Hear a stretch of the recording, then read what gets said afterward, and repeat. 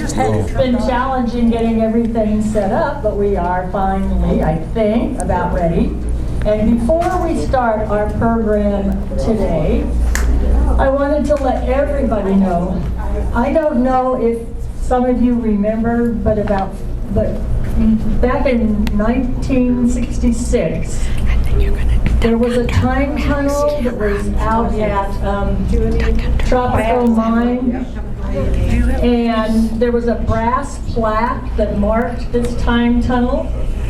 And the brass plaque about, I think 5 years ago, was stolen. Well, we still don't have the brass plaque back, but we made an aluminum plaque thinking that wouldn't have a lot of salvage value. And last Friday, 3 of us with our canes and Terry Burton, who was the only ambulatory one among us, got the aluminum plaque installed on the concrete face of the plug that is closing the time tunnel. This is supposed to be opened in 2866. Holy cow. And if you want more information on it, I actually have some more information. I don't think we'll be there. Yeah. Glenn Settle has talked about. We have pictures of what they put in. There's a brand new 1966 Yamaha motorcycle that was donated, and there are refrigerators and stoves and beds and couches and everything that you would have in 1966. Wow. But anyway, the plaque is now in place. So thank you, Terry. And here we are at the time tunnel.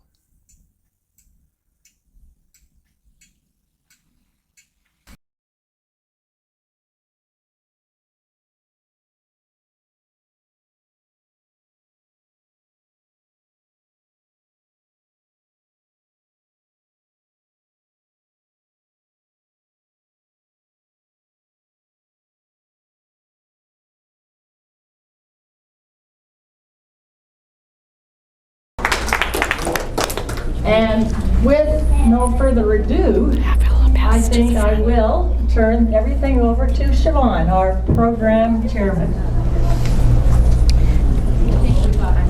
Do I need both, Mac? Both? Okay, I'm talking in stereo, I guess it sounds like to me. Tonight, before we get started, we're just so honored to have Randy Retzke here. Whoops, sorry. And this is kind of like this hold this in a strange position, but we are so honored to have Randy here. Before we get started, Sandra, could I have you stand up? Up, up.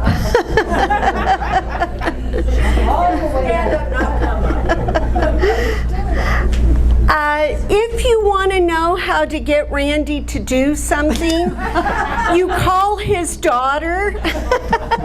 It will be arranged. The donut shop didn't even have enough play to get him going, so Sandra did it. So we're really thankful.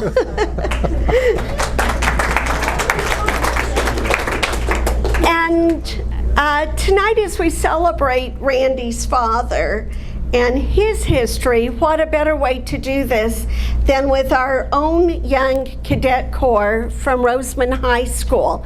So they're going to begin, and they're going to lead us in the flag salute, and then we will turn around and we'll look over there, and they will do a, what's the proper term, Charlie? Rifle drill team. Rifle drill, okay. Alrighty, so I'll let you guys begin. Gary, colors.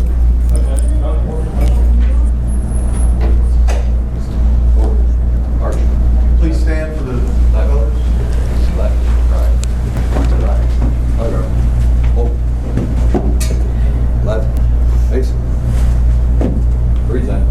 Colors. Where's the tropical commander at? Tropical commander? Come on, see, the commander from Tropical Middle School is going to lead us.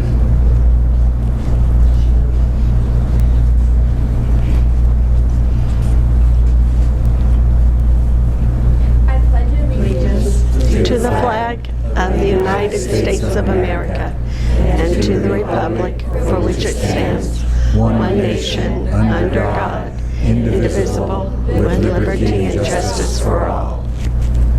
Colors. Right. Face. Forward. March. Left. Left. Left. Right.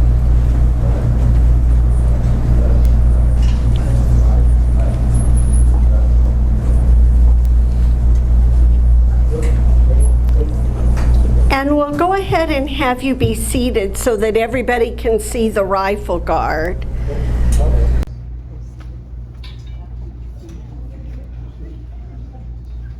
Flip flop, move. Zulu, move.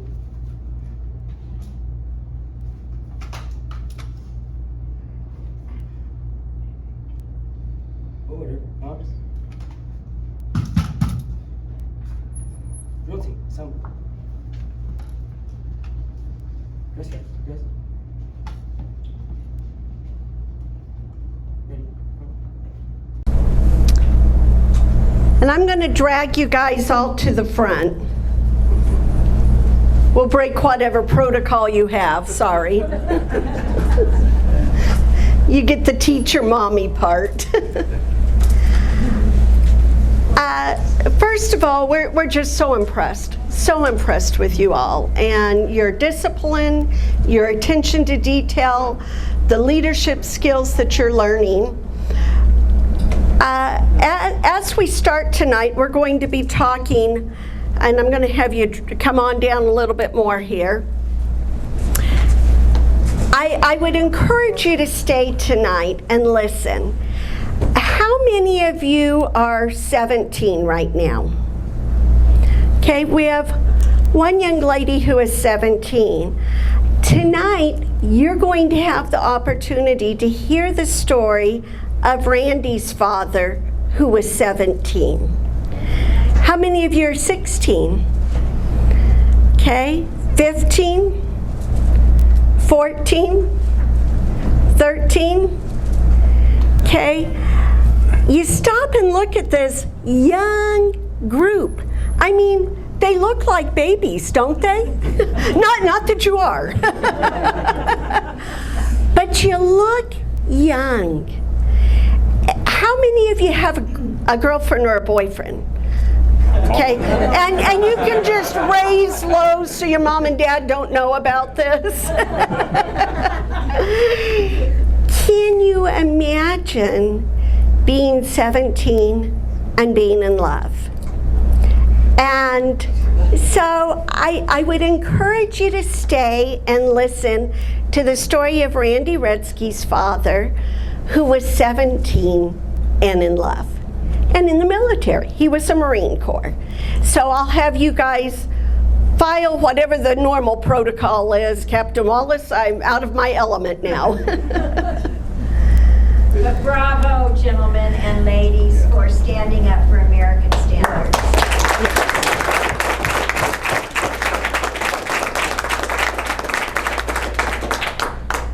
All right, come on. Thank you, ma'am.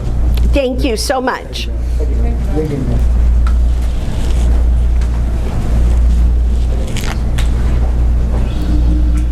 And Randy and I are just going to sit down and have a little chit chat, and we're going to invite you guys to listen. But Randy, you got to bring up your own chair. Okay. One of those mics work. Oh, okay. I'll give you this one. No. Oh, Just turn it off turn it up. and yell at each other. God, that works for me. Okay, I don't know where the off switch is.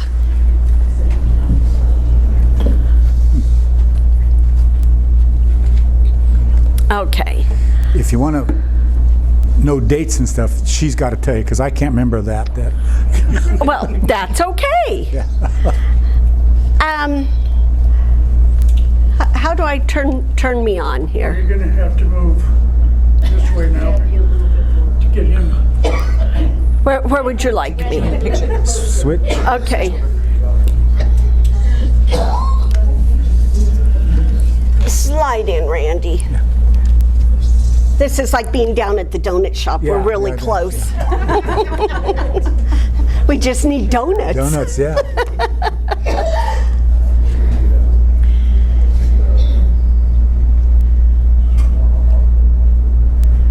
Uh-oh, do I need to jiggle my computer, Mac? Yeah, died. Okay. And this died, but it'll be on in a sec.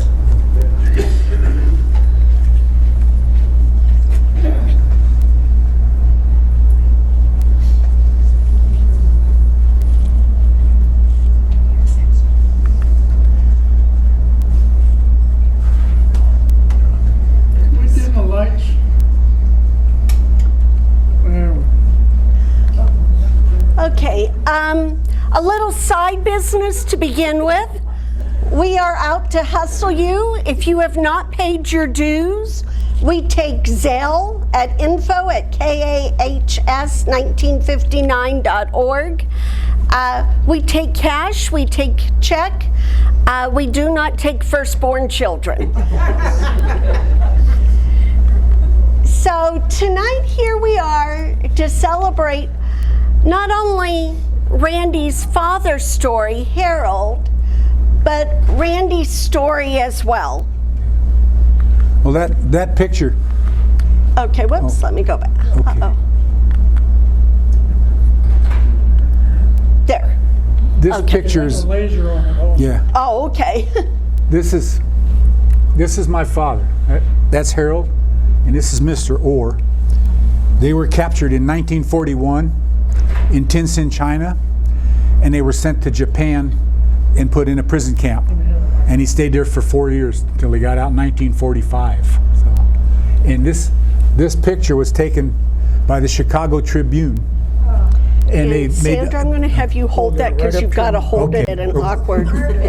Now everybody can Angle. hear you. Okay, I'm If you sorry. move it away from your mouth, they can't hear Okay, it. all right, I'm sorry. Kiss it. But anyhow, the article was in the Chicago Tribune. It's my father and a guy named Orr, and they were both in prison camp for 4 years together, and they were good friends. And my dad didn't know when this picture was taken. He didn't know that I was alive or my mother was alive, because she was kept in Tientsin, China, in a concentration camp, for Japanese concentration camp, because she said I'm an American. She wouldn't show her German passport. And I'm going to have Randy start at the beginning of this story. So this is Randy's mom, That's Mama. and I'm going to have you begin with telling us where she was born and her family history. She was born in China also. My grandpa came from Germany, and he ran a butcher, big block thing. They had money.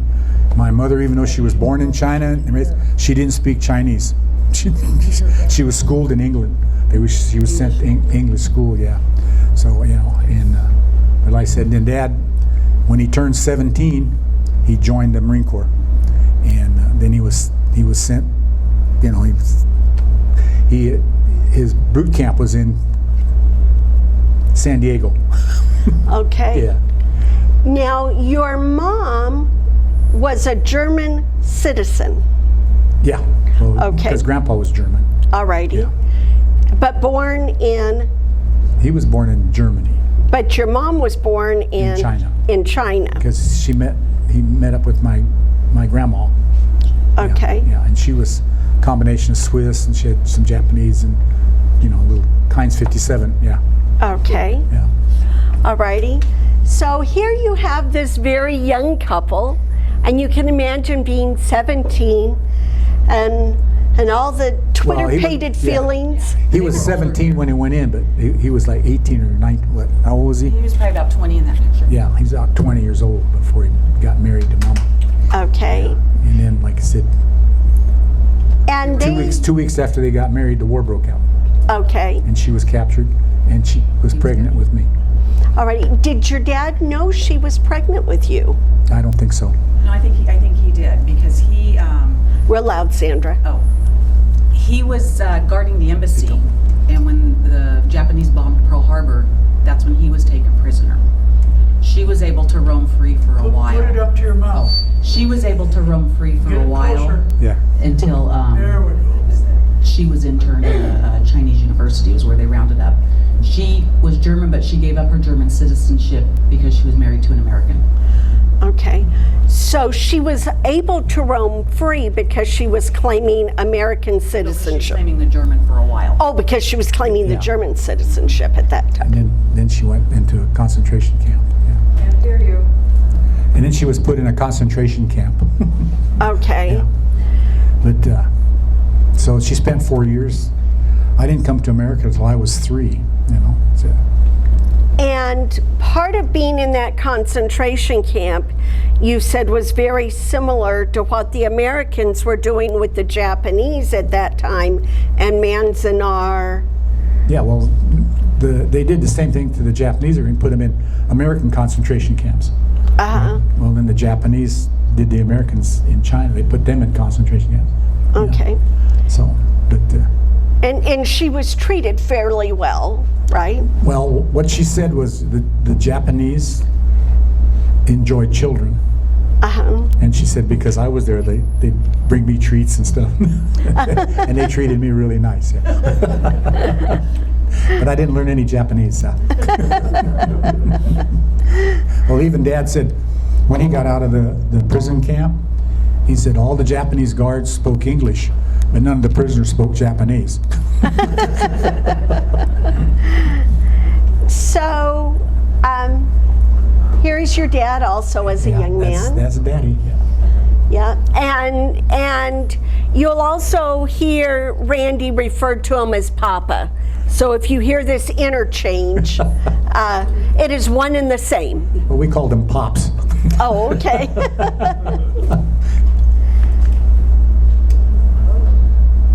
Yeah, and when we came back, my dad went to Chicago. With that picture that you see of him standing there, he went back to Chicago to his family, and my mother went to Louisiana to her family, and the Red Cross got them together again. They didn't, yeah.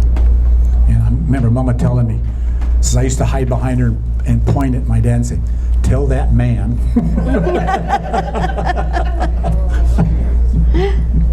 You had no I knowledge didn't of know him. who he was. Yeah. Now, where was he at during this time? Well, we were in Quantico, Virginia. We were in Norfolk, Virginia. She's talking about the picture. Oh, the picture. That was probably Tencent. Yeah, that was probably in Tencent. Yeah. Okay. So up until he was captured, he was having a pretty good time in China, right? Oh yeah, I've seen pictures of tables like this with the guys sitting around it, and the whole thing covered with empty beer bottles. But they were sightseeing. They were. Where did he go and see in China? I had pictures of him where he's standing on the Great Wall, and he's well, the guy that runs the Chinese food place on Lancaster Boulevard, he wants me to bring in that picture. Yeah. And your dad was mesmerized by the size of the women's feet. Well, I don't know. Didn't you have a picture of the Chinese feet being bound? Yeah, he had pictures in his scrapbook. Well, that was because the poor Chinese women, they would wrap their feet up so the toes were all squished together, so they had little feet.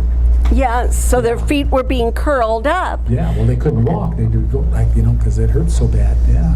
Right. So he was having all of these really cool adventures in a lot of respect. Yeah. Well, it was a different society from where he came, Yeah. Yeah, met a beautiful woman and everything. And then, do you remember what month it was that it was right after Pearl Harbor, Day they right? bombed Pearl Harbor. Which is December 9th, 7th. right? 7th. Oh gosh, I am horribly sorry. So December 16th, his mom gets a letter that says that the officers and the men of the Marine Corps who have been stationed there have been made prisoners of war by the Japanese military forces.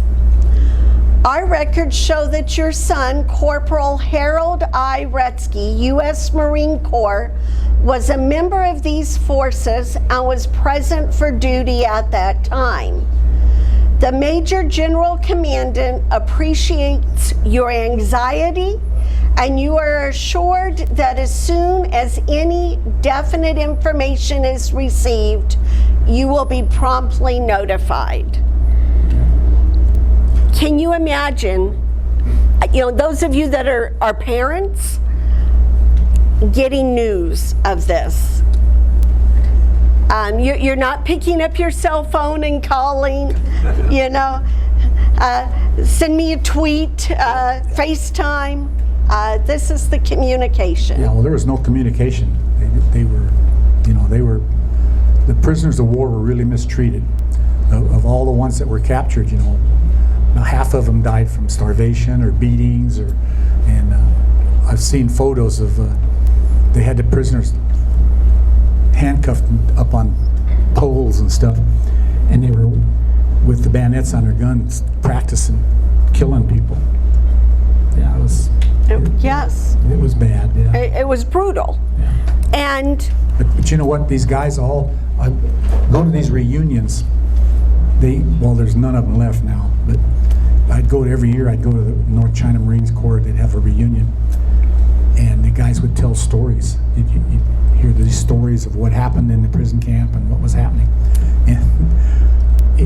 And one time, one of the guys, he went to Japan to work at somewhere, and he met a Japanese gal, and he married her. And we were at one of these reunions, and he brought her to the reunion, and I was going, oh my gosh, this is going to be. And they all said, hi, how you doing? Slapped her on the back. They were the nicest guys. They just, I was proud of them. It was amazing. These guys were all, and the stories they told. My father, he wouldn't talk to me about it, but when I'd go to these reunions, the other prisoners of war would talk with me and tell me stories. And then when I talked to their kids, they'd say, oh, my dad don't talk to me about that stuff. It was really, yeah. But the stories they told were amazing. It was just, it was what they went through.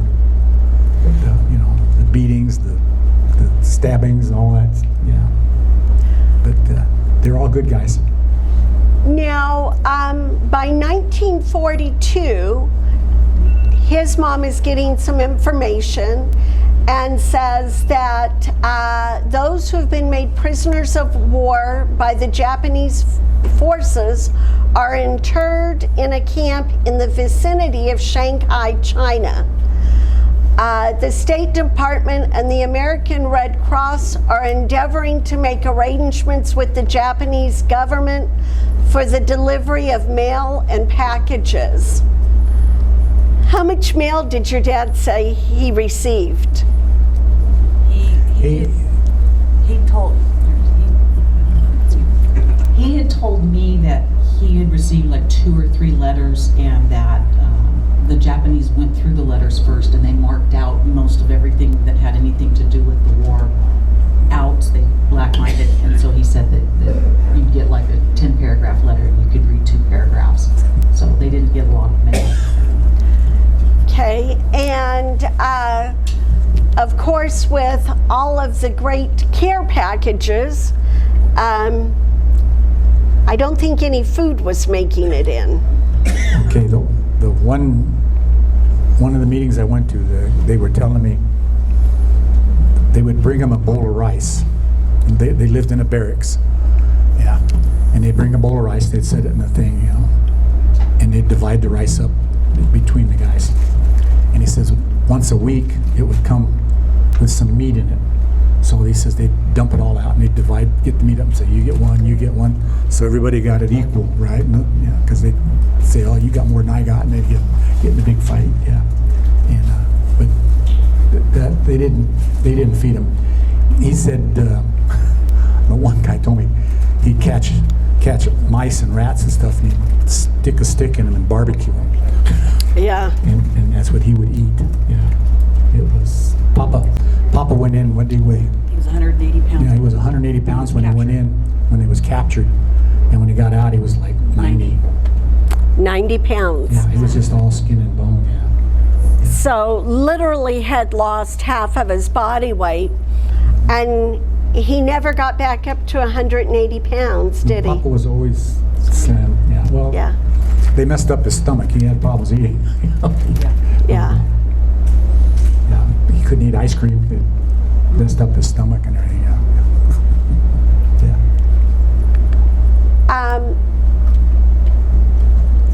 Of course, and we'll have this in our records for you guys, but this was big news in the United States. These prisoners of war were not unknown. They were worried over, prayed over. There was great concern over whether or not they would survive. The Japanese at that time were doing some pretty horrendous things, and survival was not a guarantee. And so I think this is just so precious that he would send this letter. I'm not sure I would send a letter like this. Mine might begin with, "Dear Dad, come get me now, I've had enough," you know.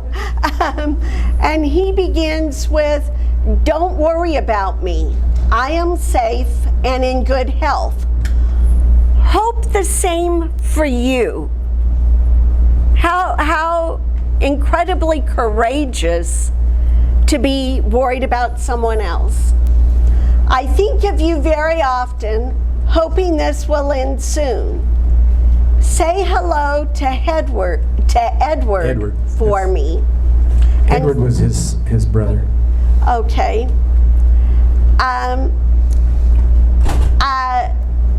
And then it's just kind of interesting that the U.S. Marine Corps, unquote, part of it says, "This report does not establish his status as a prisoner of war." Just kind of ironic. Yeah. And then his mom gets a letter in 1945. "Pleased to inform you of the liberation from Japanese custody of your son, Corporal Harold Retzke, on U.S. Marine Corps, on 17th of September, 1945. Further details will be furnished you promptly when received. He sends the following message to you. Quote, home soon."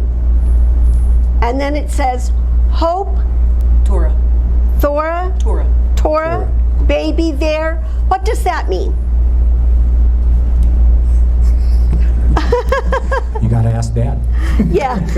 Well, pass it over to Sandra. I think she may have a little. When the war ended, he did not know where his wife or child were. And so, in fact, nobody had any contact from him for about 2 years. So I had a letter that was in his binder from his mother that had said, "Imagine our surprise when we heard that you were alive. We thought you were dead. We hadn't heard about you in 2 years."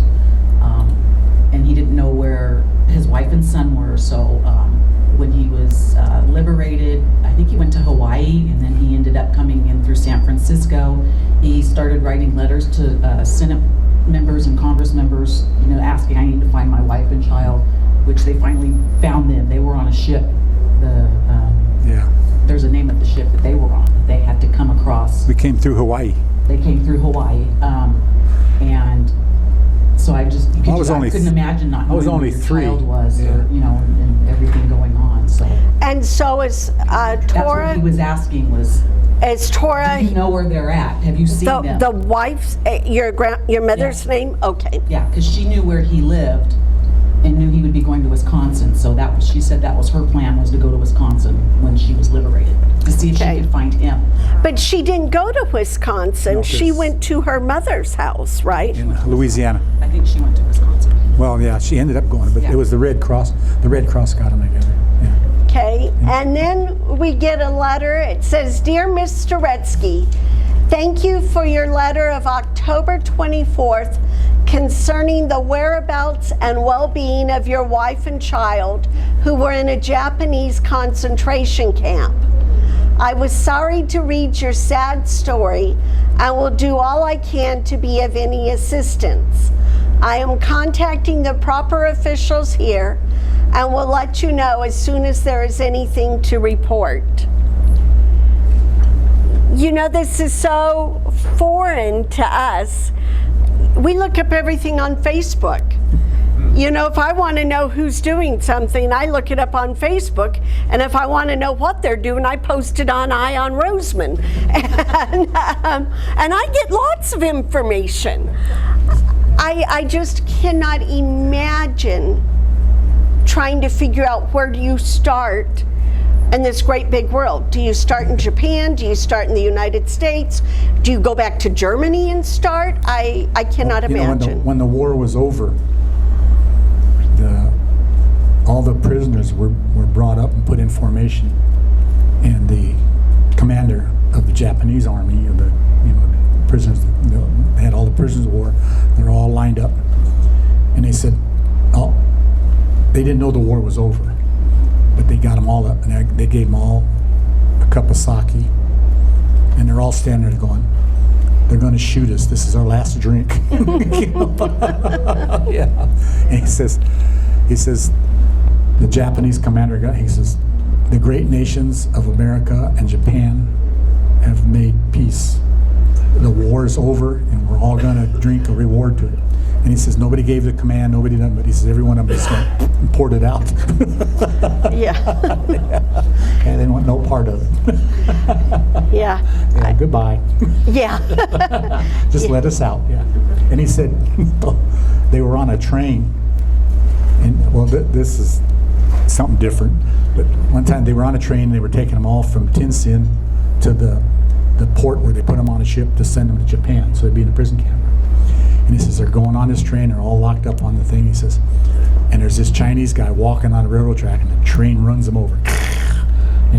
He says, they stopped the train, and he says, the Japanese soldiers got out, drug the guy off the track. He says, the train went on, he says, it was all of a 10-minute delay. Wow, yeah. He says, they didn't care about killing people. Right, Yeah. right. So can you imagine being so in love?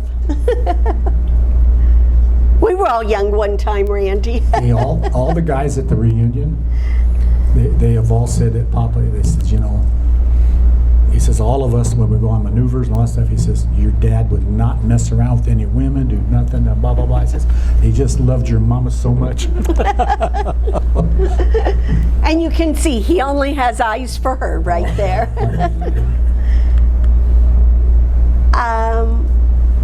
And once again, this is in the news. The world is paying attention. The local community, everybody is watching this. Now, Randy's mom gets liberated, I guess would be the word. Yeah. And she is here right next to the baby. And who is the baby, Randy? I don't know. I've never seen that guy before. Well, I bet if you were to look, there's probably blue eyes there. I don't think they didn't have mirrors in the concentration camp. And where are you guys at the time this picture is taken? Well, on the way back, we stopped in Hawaii, because we were on a boat. And we stopped in Hawaii, and we ended up, so I don't no telling. See the rope in the background? Yes. Might have been on the boat. Well, and I think I recall you saying you were made some sort of honorary something when you got off the boat. Yeah, well, that's because everybody liked kids. Yeah, and grandma. We were honorary seamen. Yeah, honorary seaman. So there he is, and Harold's looking for his wife, gaunt and pale from long months of captivity. Caught a plane for Yokohama today to begin a search for his interned wife and child. I cannot imagine. His wife and son, then 3 years old, also were taken prisoner. The last he heard of them was more than a year ago when they were in Wuhan. Is that how you say that? Wuhan in China. So, and he survives to come to the United, he's in the Marine Corps. He does 20 years in the Marine Corps. He did 10 years or 20 years active and 10 years in the reserve. Okay. So he ended up with 30 years in the Marine Corps, and he retired as a captain. And he took his beautiful bride where? We were everywhere. My one brother was born in Quantico, Virginia. We were stationed there. My baby brother, he was born out here at Edwards. Dad says, well, no, they were older. He said it was a mistake. Wasn't he given a choice between, like, when he retired, he got out, didn't they give him a choice between, like, Hawaii and... Yeah, they gave him, and he picked Mojave. Well, Mojave, we moved here in 1955. Mojave was a Marine Auxiliary Air Base. It was his last station, and It's California, though. in California, yeah. I know when we came over the hill, looking down at Mojave, Dad says, "Oh, look, there's where we're going to be stationed." My mother started crying and said, "What have you got us into? What have you got us into?" How many of you had a similar response? And we lived in Carl's Motel. Well, whoops, before we get there, you said there was these hills. If you were to look across from the donut shop, which is Randy's official office, he is there at 8 o'clock in the morning. 7. Feel free to leave a tip in the tip jar to cover his rent. Well, you know what? I was going there. They moved that building here from Lancaster. It was on the corner of J and 10th Street, and they moved it here 30 years ago. And when it first came here, Oh, whoops. it was set up as a restaurant. It was called a Cozy Kitchen. Alrighty, so this is the back of the donut shop. Yeah, that building was brought here from Lancaster. It's 2 stories high. It's just huge. And how did they bring it in, Randy? Well, see where the bricks are around the outside edge? Uh-huh. They put big wood beams through when they jacked the building up, and they set it on these big wood beams on wheels, and then just drug it here in the truck. Okay, and if you look very carefully at the front, whoops, sorry. Uh-oh. No, that's Carl's Motel. Okay. That's when we moved here in '55. All there was like the house. There was a 3-bedroom house at the end. Which is this right in the corner. That's a 3-bedroom house here, and these apartments. That was all that was here, and we lived in that first one. And Papa, he says, I bought a piece of property, and he says we're gonna build a house to live in. And I says, Dad, we don't know how to build no house. He goes, yeah. He says, I got a book out, a library. We can build it. And we did. Yeah. And at Carl's Motel, I helped finish the last buildings all the way around the back side because it's U-shaped, and it wasn't complete. They were just building it. And the guy's name was Carl. So it's Carl, yeah. And at the front of Randy's office, notice the brick up at the front. Where did that brick come from, Randy? Okay, on Sierra Highway, there was a company that it was carbon. They made carbon, and they had big kilns in there where they would burn stuff to make the carbon.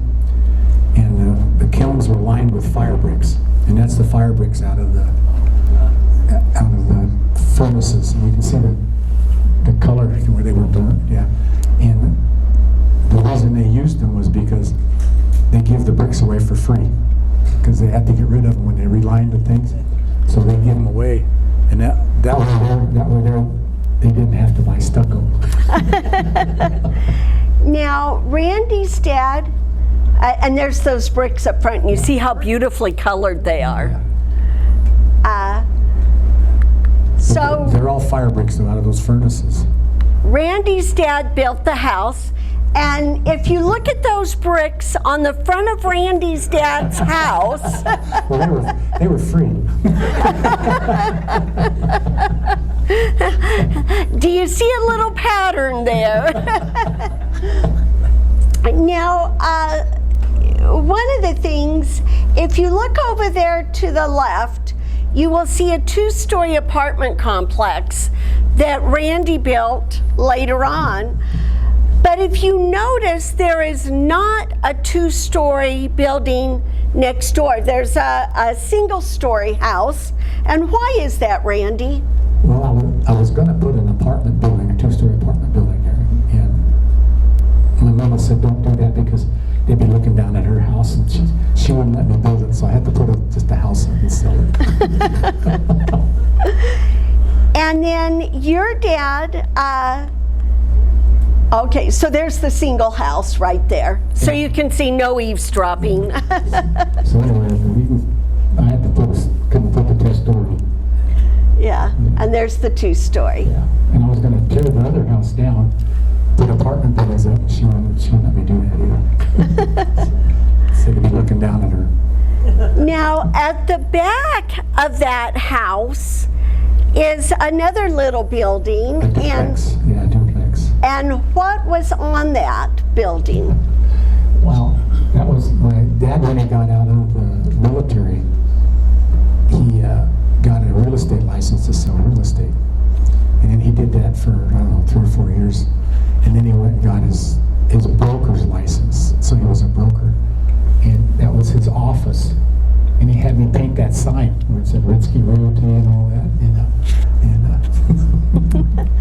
And then he got a little more uptown, and he moved into what is now the Carl's Hardware rental yard. Yeah, the Carl's Hardware, the one that's now, it was a Western Auto. Right? Yeah, it was a Western Auto. And the building next to it, they have a rental yard, and that was my dad's real estate office. Yeah, and then he sold it to Landsguard. Landsguard ran Century 21. So and he sold the building when Papa retired. Yeah. Now, if you want a really good time, take Randy for a drive, and there is a history lesson at every corner, literally at every corner. Well, these buildings here, they were barracks out at the base, and they were brought here, and they rent them out now. Well, it's just like the donut shop, that big building brought here. The Catholic Church over across the railroad tracks. Well, we'll get to the Catholic Church. Oh yeah, well, it was brought here from North Edwards, and when it was coming in, we called Edison and said, we can't get it across the Sierra Highway because of the power lines. And Edison said, no, we'll take the steeple off the church, we're not dropping the power lines. So there was a man that owned 2.5 acres on the east side there, so he donated it. So the church, that's why it ended up where it did. Yeah, the guy donated the property. Yeah. His name was Zaravika. So, Zaravika? Yeah. Literally, yeah. and if you look around in Roseman, you'll see other buildings like this, and these are all old barracks. Yeah, there's a lot of them. There's a lot of them they brought in. The community center. Yeah. Yeah. That was a barracks brought The in. community center, yeah, that was a barracks building, yeah. Now this is Randy's apartments, and I want you to notice something. You know, much like the barracks all have a long rectangular building, do you see this arch here? That's kind of Randy's trademark. But Randy was too cheap to invest a whole lot into brickwork. Real bricks. Real bricks. Apparently he couldn't get them free. So what'd you do with these bricks, Randy? Well, you know, when I built these buildings in 1990, and when I called the building inspector to come give a final inspection on it, he says, you did that wrong. He says, those bricks, he says, you don't have a foundation underneath them. That's too much weight hanging on the wall. And I says, no, they're not bricks. He goes, no, don't try to get out of putting the foundation in underneath there. I says, come up here and let me show you. So we went up and I tapped on it. It's red stucco, and I just drew the lines in it like brick. Yeah. So he took pictures of it. He goes, oh man, I got to show everybody. That's not real brick. If you want to talk sweet to Randy, give him free bricks, I guess. Whoops, sorry. And so this building, because once again we're kind of doing our little historical drive, this building was what? Post office, wasn't it? Yeah. It was the bank. Yeah, the bank. That was the bank, yeah. Yes. Bakersfield National. Bakersfield National. Okay, we couldn't remember. It was Bakersfield National. That's right, yeah. Okay. My sister-in-law worked there. And it was the all Linda, parade with Monty Montana coming to town. Yeah. Oh, okay. Alrighty. And then this building, That was the drugstore. okay, it was the library. What was it before the library, though? Drugstore's down The one. next one over, yeah. Okay, does anybody remember what this was before the library? No, I think Okay. It was built to be a library. I don't remember exactly One what. time the 4-H had a display Demonstration day. Yeah. Yeah. in there. Okay. Yeah, well, one of those stores, Mama had a dime store or something in there. She ran it for a couple of years. Yeah, she ran it. One of my uncles lives in Italy, and he does import and export stuff. So he was giving her things to sell in the thing from Italy Oh, wow. and Brazil and all over the place. Yeah. And then this building here, Okay, that was a drugstore. And then Roger opened a motorcycle shop in it. Yeah. Wasn't that And the then Art library? Lansgard. no. No, that's the next building over. Okay. We were just, this one was a drugstore. Yeah. And that was the post office. The green building's the post I office. think it was the post office, yeah. Williams Rexall? Art, what is his name? He had him named this morning. Ostergaard.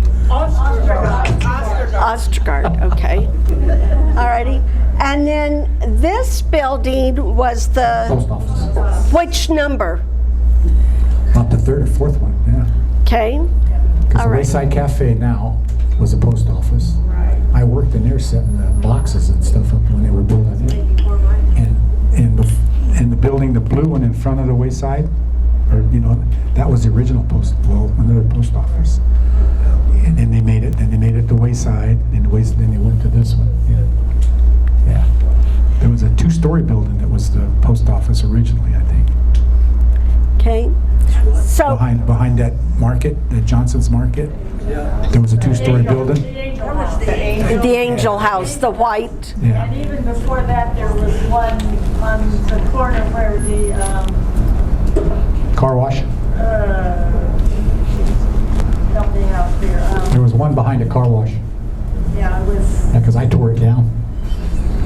And the Historical Society sometime is going to come and we're going to find all of the buildings Randy tore down.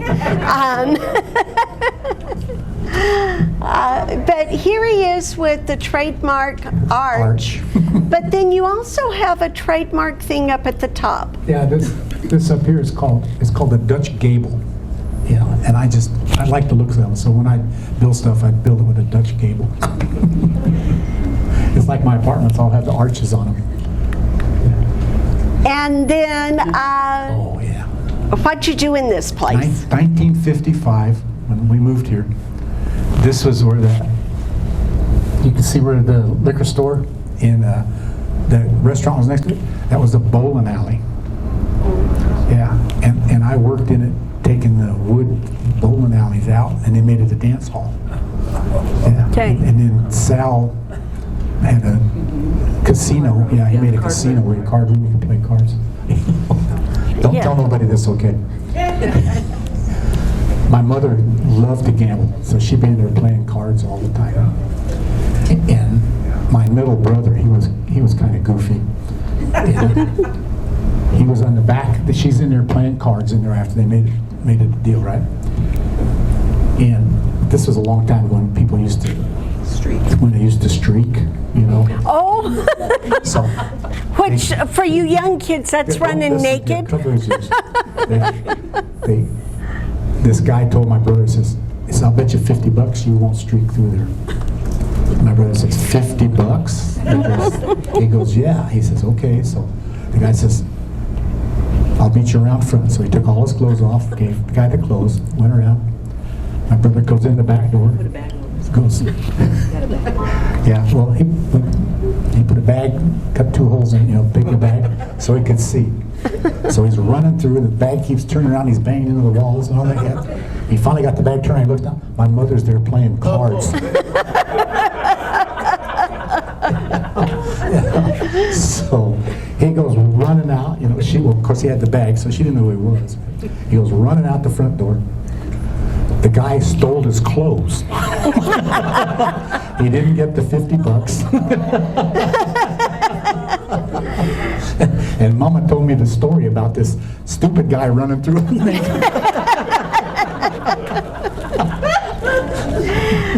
And of course, all small towns have a place to visit. And what was this used for, Randy? We didn't tell about the girls that worked there. Yeah, it was behind the bowling alley. The Burton's gold mine, they set the gold bowl, for the guys that were working in the gold mine, and then after the gold mine, they'd visit there. And once again, here's the gable. And if you go back and you look to Randy's house, No, it's Daddy's house. Your dad's house, this is the exact same house. Well, the plans were there, yeah. Yeah. So, and then Randy's dad was a real civic leader. He was in the Kiwanis, he was in the VFW. Community Service District, he was instrumental in starting it. He was mayor. Okay. And here was the church that Edison wanted them to cut off the steeple. It came from North Edwards. Yes. Off the base, yeah. And so that's why we have it on our side of the tracks. And when we were setting it up, I went to Lancaster Glass, I goes, can you make me a cross window? See in the front of it? There was a window in there, and I put that in there in the cross, yeah. Yeah. And this building in the back was the bingo hall, and that was a barracks from the base that they brought and set up, yeah. And so another one of Randy's gables. I built that house too, yeah. And that's all that I've got for you guys. Just such an honor, Randy. Oh, thank you. Such an honor. And an honor for you and for your father. Oh yeah, well if it hadn't been for Daddy, I wouldn't be here yet. Yeah. And just real quick, you want to show this? No, it's just the North China Marines, that's the Marine Corps emblem. It's 1941, 1945, and it just shows the emblem they gave them for being in the, Yeah. Neat stuff, yeah. All That right. was it's in Seattle, a 1989 reunion that I went to. Okay. And they gave out hats, yeah. So thank you so very, very much.